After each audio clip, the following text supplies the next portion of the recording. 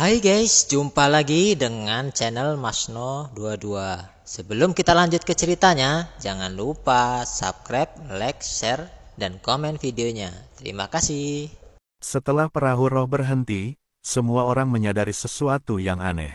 Ketika mereka melihat ke bawah ke lautan tinta, mereka menemukan bahwa penyu besar sedang mengendalikan perahu roh. Penyu suci, ini suci. Kudengar jika kamu menaklukkan kura-kura, kamu bisa menyeberangi laut sesuka hati. Kenapa ada begitu banyak tanduk suci? Sepertinya mereka menghalangi kemajuan kapal. Semua orang membicarakannya. Chen Ping juga melihat kura-kura besar itu, tetapi dia tidak bisa melihat sesuatu yang istimewa tentang mereka. Mengapa orang-orang ini menyebut Holy Turtle? Pada saat ini, Zhou Tai berkata, kura-kura besar ini semuanya adalah binatang suci, dan mereka jauh lebih berharga daripada monster itu. Binatang suci ini semuanya tercerahkan dan sangat jinak. Jika kamu bisa menjinakkan salah satu dari mereka, kamu akan mendapatkan banyak uang. Rambut besar, namun, meskipun binatang suci itu jinak, bahkan lebih sulit untuk menjinakkannya. Binatang suci ini sangat sombong, dan mereka sama sekali tidak mau mematuhi manusia. Bahkan jika beberapa binatang suci dibunuh, mereka tidak akan dijinakkan. Zhou Tai mengikuti Chen Ping dan mereka menjelaskan, membuat Chen Ping tahu mengapa mereka semua mengikuti penyu suci dari kota penyu besar. Ke atas, apakah sekte penusuk awan menjinakkan kura-kura suci semacam ini sehingga mereka dapat dengan mudah melewati lautan tinta? Ji Yun mengerutkan kening dan berkata, Ji Yun mendengar dari murid-muridnya bahwa orang-orang dari sekte Cloud Piercer mengendarai kura-kura roh melalui lautan tinta untuk menyelinap menyerang, mungkin kura-kura suci semacam ini. Itu benar, aku juga pernah mendengar bahwa sekte penusuk awan mendapatkan kumpulan penyu suci untuk beberapa alasan dan mencurinya melalui lautan tinta. Menyerang pesawat Fei Tianzong, tampaknya banyak kapal udara telah dirampok, menyebabkan kerugian besar bagi Fei Tianzong. Ada juga tuan dari sekte surga terbang, bukankah bodoh menggunakan perahu roh untuk mengejar gerbang awan? Pihak lain memiliki tunggangan kura-kura suci semacam ini, bagaimana perahu roh bisa mengejar? Saya mendengar bahwa kapal roh tenggelam, dan bahkan nyawa dipertaruhkan. Saya khawatir sekte Fei Tian akan musnah sekarang. Zhou Tai tidak tahu bahwa Li Yun adalah tuan muda dari sekte Fei Tian, jadi dia berbicara dengan bebas. Ji Yun mendengarnya, matanya penuh amarah, tapi Chen Ping dengan lembut menariknya dengan tangannya, dia takut Ji Yun mau tidak mau melakukannya. Zhou Tai tidak memperhatikan perubahan ekspresi Ji Yun, dan dia masih berbicara, jika sekte Fei Tian dapat memiliki sekumpulan tanduk suci, maka tidak perlu takut dengan sekte penusuk awan. Namun, kekuatan Cloud Piercer tidak terlalu kuat, aku benar-benar tidak tahu cara menjinakkan sekelompok tanduk suci. Diri. Zhou Juan jelas sangat iri dengan kelompok kura-kura suci di Cloud Piercer Sect. Tetapi pada saat ini, kapal roh yang semula tidak bergerak tiba-tiba mulai berguncang, dan kemudian berubah. Satu arah, mulailah berlayar. Semua orang panik ketika melihat ini, karena mereka menemukan bahwa alasan mengapa kapal roh mengubah jalurnya adalah karena itu. Penyu suci dan staf di kapal roh sedang sibuk saat ini. Di titik tertinggi perahu roh, beberapa orang yang mengenakan jubah gosip sedang melantunkan kata-kata, dan mereka terus saling mencubit dengan tangan. Pindahkan rumusnya. Kapal roh mulai berkelap-kelip dengan cahaya keemasan, mencoba melawan tanduk suci itu. Meskipun kura-kura suci tidak menyerang kapal roh, tidak mungkin bagi mereka untuk mengubah arah kapal roh. Anda harus tahu bahwa Mohai sangat berbahaya, jika Anda pergi ke laut yang tidak diketahui, tidak ada yang tahu apa yang akan Anda temui. Apa? Satu demi satu cahaya keemasan melawan, tetapi masih tidak ada cara untuk menghentikan lusinan kura-kura suci membawa perahu roh ke depan. Melihat pemandangan ini, seorang pria berjubah gosip berkata dengan lantang, teman-teman, kura-kura suci tiba-tiba muncul di sini, juga bisa dianggap sebagai peluang. Siapapun yang ingin menjinakkan kura-kura suci, Lakukan sekarang. Jika kamu bisa menjinakkan kura-kura suci, maka kamu dapat dengan bebas menyeberangi lautan tinta. Dan kura-kura suci ini hidup di lautan tinta sepanjang tahun, mereka pasti tahu di mana di lautan tinta akan ada harta. Kesempatan seperti ini langka, tidakkah kamu ingin mencoba? Setelah orang yang memakai gosip terlihat selesai berbicara, seseorang akan segera menulis dan menulis. Meskipun banyak orang tahu bahwa meskipun kura-kura suci itu tidak kejam, tidak mudah untuk menjinakkannya.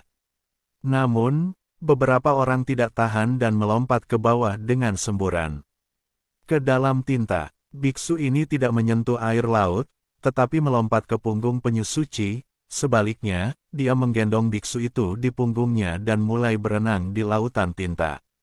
Namun, kura-kura suci tidak langsung menyerang orang seperti monster lainnya. Kura-kura suci sangat bersemangat, ada garis-garis seperti papan catur di kulit kura-kura, dan ada cahaya redup diiringi dengan renang cepat dan goyangan kura-kura suci. Biksu itu tampak berada dalam angin kencang dan ombak runtuh. Melihat ini, pembudidaya mengeluarkan pedang panjang dan menusuk kulit kura-kura dengan keras.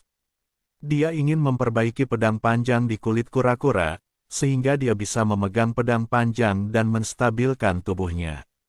Melihat biksu itu hendak menusuk kulit kura-kura dengan pedang panjang, seseorang di perahu roh berteriak, "Berhenti, jangan gunakan kekerasan terhadap kura-kura suci, atau kamu akan berada dalam bahaya."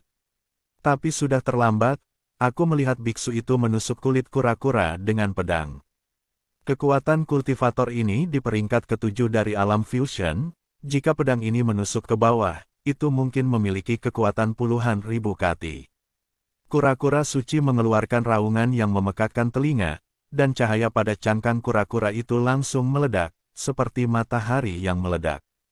Namun, itu meledak di depan semua orang. Cahaya yang menyilaukan membuat semua orang memejamkan mata. Ketika cahaya menghilang, semua orang melihat bahwa biksu di kulit kura-kura telah mematahkan pedang panjang menjadi dua, dan dia sendiri dirobohkan oleh kekuatan. Pedang itu terlempar tinggi, dan segera setelah itu nafas tanduk suci, beberapa pancaran air disemburkan. Pancaran air hitam menghantam tubuh kultivator seperti pedang tajam, menyebabkan darah berceceran di tubuh kultivator dalam sekejap. Melihat hal ini, pria berjubah gosip di perahu roh buru-buru melemparkan tali dan menarik biksu itu kembali ke perahu roh. Semua orang berkumpul dan memandangi kultivator yang memiliki beberapa luka di tubuhnya akibat semburan air. Saya melihat bahwa area di sekitar luka biksu itu sudah menghitam, disertai dengan semburan bau busuk, yang jelas disebabkan oleh infeksi pada lukanya. Pria berjubah gosip melangkah maju dan melihat, lalu menggelengkan kepalanya dan berkata, "Sudah berakhir, tidak ada jalan keluar." Meskipun binatang suci ini tidak akan mengambil inisiatif untuk menyakiti orang dan tidak kejam, bukan berarti mereka tidak memiliki temperamen. Anda bisa menjinakkannya tanpa paksaan. Tetapi jika Anda menggunakan kekuatan, inilah akhirnya. Air laut di lautan tinta sangat beracun, dan akan sulit untuk menyembuhkan luka apapun. Jika kamu berani mengandalkan kemampuanmu untuk membunuh kura-kura suci ini, kita semua akan berada dalam bahaya. Di laut ini, binatang suci ini adalah tuannya. Semua orang terdiam setelah mendengarkan kata-kata pria itu. Untuk menjinakkan kura-kura suci, kamu tidak bisa menggunakan kekuatan, jadi akan jauh lebih sulit. Fiuh, orang-orang ini benar-benar cuek. Jika kekuatan bisa digunakan, bukankah semua ahli itu bisa menggunakan binatang suci sebagai tunggangan? Binatang suci ini mengenali tuan mereka, tetapi mereka sangat metafisik. Saya mendengar bahwa mereka tidak hanya ingin menaklukkan mereka, tetapi mereka juga secara sadar biarkan binatang suci ini mengenalinya. Zhou Tai memandang biksu yang meninggal secara tragis, dan mendengus dingin. Bagi orang lain, kematian seorang biksu tidak lebih dari masalah sepele. Lagi pula, di dunia surga dan manusia ini, ada pertempuran setiap hari, dan para biksu mati setiap hari. Jika tidak berada di kapal roh saat ini, diperkirakan banyak orang juga akan memperebutkan beberapa hal sepele yang akan datang. Tapi ini di kapal roh, jika ada pertarungan nyata, kapal roh tidak tahan, dan semua orang akan menderita. Oleh karena itu, pertempuran tidak diperbolehkan di kapal roh ini, dan tidak ada yang berani mempertaruhkan nyawanya, tapi bertarunglah dengan orang-orang. Setelah mengetahui hal ini, beberapa biksu mau tidak mau melompat dari kapal roh, mencoba menaklukkan kura-kura suci. Gunakan itu sebagai tunggangan. Para biksu ini melompat ke cangkang kura-kura suci. Kura-kura suci hanya berteriak, dan kemudian membawa para biksu ke atas. Pesawat ulang-alik di lautan tinta. Angin kencang, ombak, dan turbulensi menyebabkan banyak biksu jatuh ke lautan tinta. Para biksu yang jatuh ke air melompat kembali ke perahu roh satu demi satu, tetapi ekspresi semua orang sangat jelek, terlihat memang ada semacam racun di air laut ini. Melihat bahwa meskipun orang-orang ini jatuh ke air, mereka tidak banyak menderita, sehingga banyak orang yang merasa lega. Datang, jika Anda bisa menjinakkan binatang suci, itu adalah hal yang sangat mulia. Banyak biksu melompat dari perahu roh satu demi satu, yang juga membuat lusinan kura-kura suci membawa biksu di atasnya. Kura-kura suci membawa para biksu, melompat dan berenang terus-menerus, membuat perahu roh berhenti. Melihat pemandangan ini, pria berjubah gosip menghela nafas panjang. Karena kapal roh ini ditelan oleh penyu suci lagi, dan saya tidak tahu kemana ia akan kembali. Jika tersesat di laut di sini, itu akan berakibat fatal. Namun tak lama kemudian, para biksu ini juga kembali ke kapal roh dengan panik, dan tidak ada yang berhasil menjinakkan penyu suci. Saudaraku, bisakah kamu menjinakkan listrik suci ini? Gao Qilan memandang Chen Ping, berkedip dan bertanya. Di depan Zhou Zuo, Gao Qilan memanggil kakak laki-laki Chen Ping, tetapi kakak laki-laki inilah yang hampir menghancurkan hati Chen Ping. Meskipun Gao Qilan sedingin es di depan orang lain, ditambah dengan aura sedingin es di tubuhnya, orang lain tidak berani mendekat dengan mudah. Tapi di depan Chen Ping, Gao Qilan berubah menjadi wanita kecil. Karena dia memilih untuk mengikuti Chen Ping, dia harus berusaha sebaik mungkin untuk menyenangkan Chen Ping.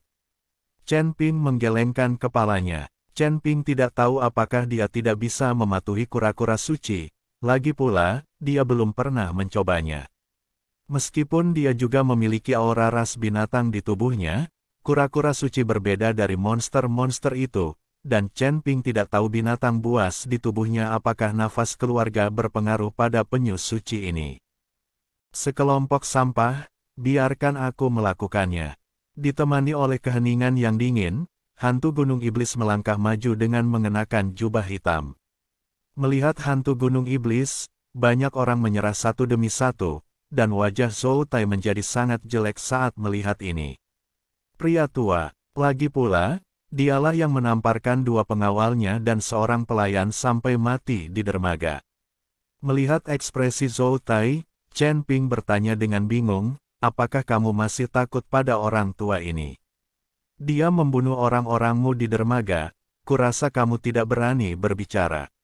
Ketika Zhou Tai mendengar ini, wajahnya langsung menjadi tidak senang, dan dia mendengus dingin.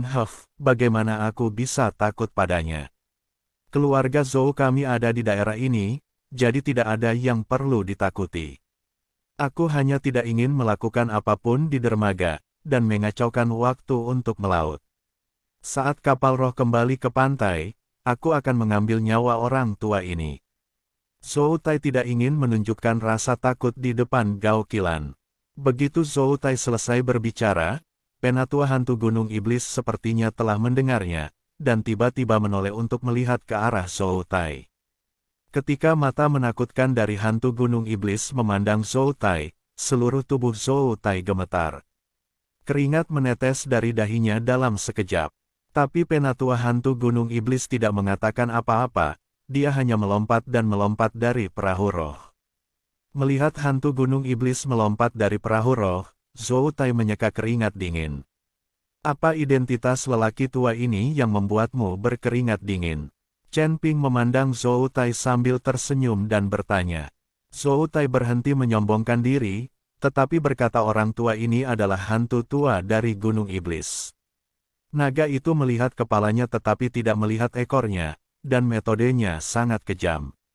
Saya mendengar bahwa orang ini memakan hati anak kecil. Ini mengerikan.